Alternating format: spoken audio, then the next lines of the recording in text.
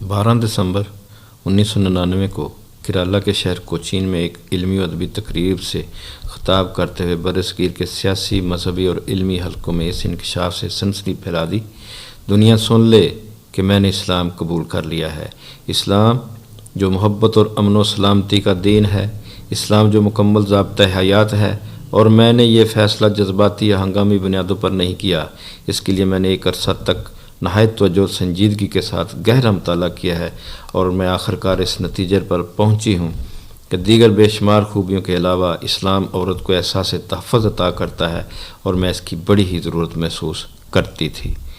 السلام علیکم ورحمۃ اللہ وبرکاتہ۔ بسم اللہ الرحمن الرحیم۔ اللہم صلی علی محمد وعلی آل محمد۔ ہم مسلمان کیوں ہوئے، اس سلسلے کی آج کی شخصیت کا تعارف لے کر آپ کی خدمت میں حاضر ہوں۔ آج کی شخصیت کا نام ڈاکٹر سریا کملا ہے، تعلق ان کا کیرالہ بھارت سے ہے۔ تو پوری داستان سنیں اور دیکھیں اسلام قبول کرنے کے بعد ان کے ساتھ انتہا پسند ہندوؤں نے کیا سلوک کیا۔ اس سے پہلے آپ میرا یوٹیوب چینل سبسکرائب کر دیں اور بیل آئیکن بھی پریس کر دیں۔ ڈاکٹر سریا کملا، خاندانی نام ڈاکٹر کملا داس، ناول نگار ہیں، شاعرہ ہیں اور بین الاقوامی شہرت کی حامل مصنف و محقق ہیں۔ انہوں نے 12 دسمبر 1999 کو اسلام قبول کر لیا اور ہندوستان ہی نہیں بلکہ دنیا بھر کے مذہبی اور علمی حلقوں میں تہلکہ مچ گیا۔ ذیل میں ان کے قبول اسلام کی تفصیلات دی جا رہی ہیں۔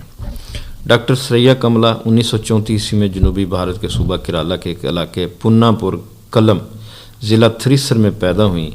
ان کا تعلق نائر ذات کے ایک متمول گھرانے سے تھا۔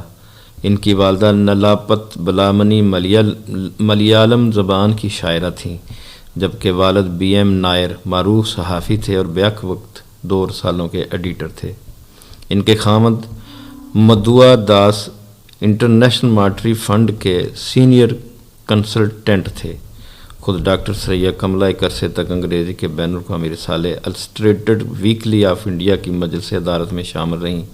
وہ کیرالہ کی چلڈرن فلم سوسائٹی کی صدر تھیں، کیرالہ کے فارسٹری بورڈ کی چیئرپرسن تھیں اور ماہنامہ پوئٹ کی اورینٹ ایڈیٹر تھیں۔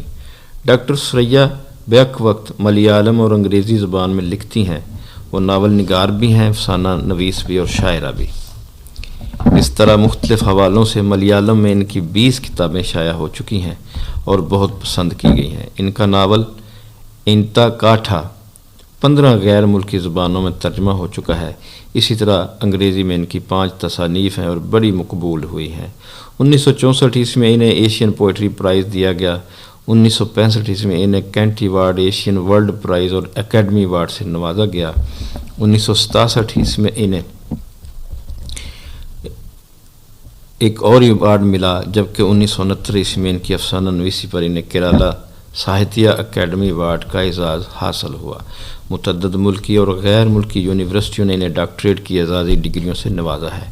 ان غیر معمولی علمی، ادبی، تخلیقی اور تحقیقی صلاحیتوں کے ساتھ اس معروف و مشہور خاتون نے 12 دسمبر 1999 کو کیرالہ کے شہر کوچین میں ایک علمی و ادبی تقریب سے خطاب کرتے ہوئے برصغیر کے سیاسی، مذہبی اور علمی حلقوں میں سے انکشاف سے سنسنی پھیلا دی۔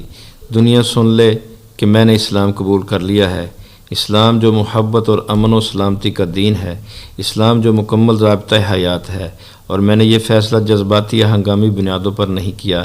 اس کے لیے میں نے ایک عرصے تک نہایت توجہ اور سنجیدگی کے ساتھ گہرا مطالعہ کیا ہے، اور میں آخرکار اس نتیجے پر پہنچی ہوں کہ دیگر بے شمار خوبیوں کے علاوہ اسلام عورت کو احساس تحفظ عطا کرتا ہے، اور میں اس کی بڑی ہی ضرورت محسوس کرتی تھی۔ اس کا ایک روشن ترین پہلو یہ بھی ہے کہ اب مجھے بے شمار خداؤں کی بجائے ایک اور صرف ایک معبود کی پرستش کرنی ہوگی۔ یہ رمضان کا مہینہ ہے، مسلمانوں کا مقدس ترین مہینہ، اور میں خوش ہوں کہ اس مقدس ترین مہینے میں اپنے عقائد میں انقلابی تبدیلیاں لا رہی ہوں، اور بقائمی ہوش و حواس اعلان کرتی ہوں کہ اللہ کے سوا کوئی معبود نہیں، اور محمد صلی اللہ علیہ وآلہ وسلم اللہ کے سچے رسول ہیں۔ ماضی میں میرا کوئی عقیدہ نہ تھا، بت پرستی سے بد دل ہو کر میں نے تحریت اختیار کر لی تھی، لیکن اب میں اعلان کرتی ہوں کہ میں خدائے واحد کی پرستار ہوں اور بلا امتیاز مذہب و ملت اس کے سارے بندوں سے محبت کرتی رہوں گی۔ بعد میں ایک ٹیلی ویژن انٹرویو میں انہوں نے وضاحت کی، میں نے کسی دباؤ کے تحت اسلام قبول نہیں کیا، یہ میرا آزادانہ فیصلہ ہے اور میں اس پر کسی تنقید کی کوئی پرواہ نہیں کرتی۔ میں نے فوری طور پر گھر سے بتوں اور مورتیوں کو ہٹا دیا ہے اور یوں محسوس کرتی ہوں جیسے مجھے نیا جنم ملا ہے۔ ٹائمز آف انڈیا کو انٹرویو دیتے ہوئے 15 دسمبر 1999 کو ڈاکٹر ثریا کملا نے کہا، اسلامی تعلیمات میں برقع نے مجھے بہت متاثر کیا، یعنی وہ لباس جو مسلمان خواتین عموماً پہنتی ہیں۔ حقیقت یہ ہے کہ برقع بڑا ہی زبردست ونڈرفل لباس اور غیر معمولی چیز ہے۔ یہ عورت کو مرد کی چبھتی ہوئی نظروں سے محفوظ رکھتا ہے اور ایک خاص قسم کا احساس تحفظ فراہم کرتا ہے۔ انہوں نے مزید وضاحت کی، آپ کو میری یہ بات بڑی عجیب محسوس ہوگی کہ میں نام نہاد آزاد روی سے تنگ آ گئی ہوں۔ مجھے عورتوں کی ننگے منہ آزادانہ چلت پھرت ذرا بھی پسند نہیں۔ میں چاہتی ہوں کوئی مرد میری طرف گھور کر نہ دیکھے۔ اس لیے آپ کو یہ سن کر تعجب ہوگا کہ میں گزشتہ 24 سال سے وقتاً فوقتاً برقع اوڑھ رہی ہوں، شاپنگ کے لیے جاتے ہوئے، ثقافتی پروگراموں میں شرکت کرتے ہوئے، حتیٰ کہ بیرون ملک سفروں میں میں اکثر برقع پہن لیا کرتی تھی اور ایک خاص قسم کے احساس تحفظ سے لطف اندوز ہوتی تھی۔ میں نے دیکھا کہ پردہ دار عورتوں کا احترام کیا جاتا ہے اور کوئی انہیں بلا وجہ پریشان نہیں کرتا۔ ڈاکٹر ثریا نے مزید فرمایا، اسلام نے عورتوں کو مختلف حوالوں سے بہت سی آزادیاں دے رکھی ہیں، جبکہ جہاں تک مساوات کا تعلق ہے، تاریخ کے کسی دور میں دنیا کے کسی معاشرے مرد و زن کی مساوات کا وہ اہتمام نہیں کیا جو اسلام نے کیا ہے۔ اسے مردوں کے مساوی حقوق سے نوازا گیا ہے، ماں، بہن، بیوی اور بیٹی، غرض اس کا ہر رشتہ باوقار اور لائق احترام ہے۔ اسے باپ، خامد اور بیٹوں کی جائیداد میں حصہ دار بنایا گیا ہے اور گھر میں وہ خامد کی نائب اور قائم مقام ہے۔ جہاں تک خامد کی اطاعت کا تعلق ہے، یہ گھر کے نظام کو بہتر رکھنے کے لیے ضروری ہے اور میں اسے نہ غلامی سمجھتی ہوں، نہ آزادی کے تقاضوں کی خلاف ورزی خیال کرتی ہوں۔ اس نوعیت کی اطاعت شعاری اور فرما برداری کے بغیر تو کسی شعبے کا نظام برقرار نہیں رہ سکتا، اور اسلام تو ہے ہی مکمل اطاعت اور سرا فگندگی کا نام، اللہ رب العزت کے حضور غیر مشروط بندگی کا نام، اللہ کے رسول صلی اللہ علیہ وسلم کی بے ریا پیروی کا نام۔ یہی غلامی تو سچی آزادی کی ضمانت فراہم کرتی ہے، ورنہ انسان تو حیوان بن جائے اور جہاں چاہے جس کھیتی میں چاہے منہ مارتا پھرے۔ غرض اسلام اور صرف اور اسلام عورت کے وقار اور مقام و مرتبے کا لحاظ کرتا ہے۔ ہندو مذہب میں ایسی کوئی رعایت دور دور تک نظر نہیں آتی۔ ڈاکٹر ثریا کملا کو اسلام قبول کرنے کے لیے 27 برس تک انتظار کرنا پڑا۔ وہ 70 کی دہائی میں اسلام سے متاثر ہوئیں اور اس حوالے سے اپنے شوہر سے گفتگو کرتی رہیں، جنہوں نے جواب میں اعتراض یا مخالفت کا انداز اختیار نہ کیا، بلکہ مشورہ دیا کہ کسی نتیجے پر پہنچنے سے پہلے ان اسلام کے بارے میں وسیع اور گہرا مطالعہ کرنا چاہیے۔ ان کے تینوں بیٹوں کا رویہ بھی مثبت رہا، چنانچہ جب ان کی والدہ نے قبول اسلام کا اعلان کیا تو تینوں بیٹے کوچین پہنچ گئے تاکہ ممکنہ مخالفت کا متحد ہو کر مقابلہ کیا جا سکے۔ تینوں بیٹوں کا رد عمل تھا، ہمیں اپنی والدہ کے فیصلے سے کوئی اختلاف نہیں، وہ ہماری ماں ہے، خواہ وہ ہندو ہوں، عیسائی ہوں یا مسلمان، ہم ہر حال میں ان کا ساتھ دیں گے اور ان کے احترام میں کوئی کمی نہیں آنے دیں گے۔ بیٹوں کی فرما برداری کا ذکر کرتے ہوئے ڈاکٹر ثریا نے انکشاف کیا، میرے بیٹوں نے کہہ دیا ہے کہ اگر آپ خوش ہیں تو ہم بھی اسلام قبول کرنے پر تیار ہیں۔ اسلام قبول کرنے کے بعد انتہا پسند ہندوؤں کی طرف سے دھمکیوں کا سلسلہ شروع ہو گیا، خطوط میں اور ٹیلی فون پر گالیاں دی جاتیں۔ محترمہ کے بیٹے ایم ڈی فلائٹ نے بتایا، ہم نے اس ضمن میں بے شمار فون سنے ہیں۔ ایک شخص نے دھمکی دی، میں 24 گھنٹے کے اندر اس کو قتل کر دوں گا، لیکن ڈاکٹر ثریا جواب میں پرسکون تھیں، میں نے سارا معاملہ اللہ پر چھوڑ دیا ہے، وہی ہماری حفاظت کرنے والا ہے۔ انہیں دنیا بھر کے مسلمانوں کی جانب سے مبارک و تہنیت کے پیغام وصول ہو رہے ہیں اور وہ انتہائی اخلاص، محبت، تپاک اور کرمجوشی سے انہیں اپنی حمایت کا یقین دلا رہے ہیں۔ اس سے میرے اس یقین کو تقویت ملی ہے کہ اسلام محبت اور اخلاص کا مذہب ہے۔ میری آرزو ہے کہ میں بہت جلد مرکز اسلام مکہ مکرمہ اور مدینہ منورہ کا سفر اختیار کروں اور وہاں کی مقدس مٹی کو بوسہ دوں۔